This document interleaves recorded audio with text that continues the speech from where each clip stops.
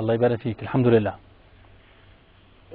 أول شيء نحب نحمل الشهداء ذوي 19 فبراير، اللهم ارحم شهدائنا.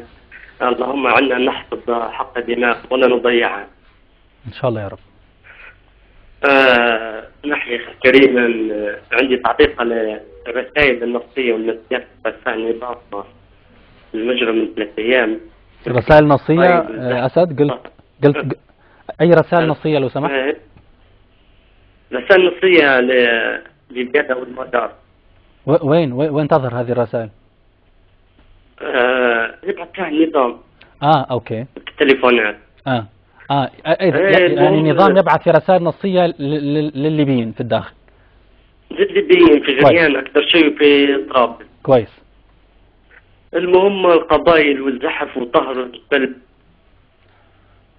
فنبي نقول لهم الجبل بتطهروه، الناس الشرفاء الأحرار في التريس من الجبل شنو بس.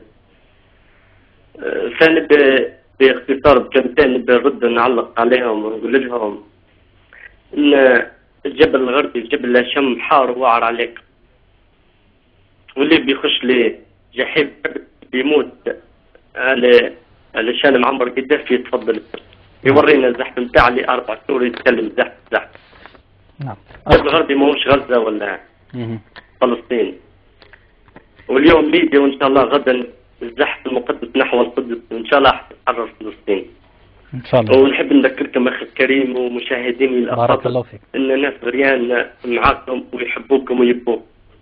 بارك الله فيك أسد من غريان. تحية كبيرة لكل ثوار الجبل، غريان، يفرن، نالوت.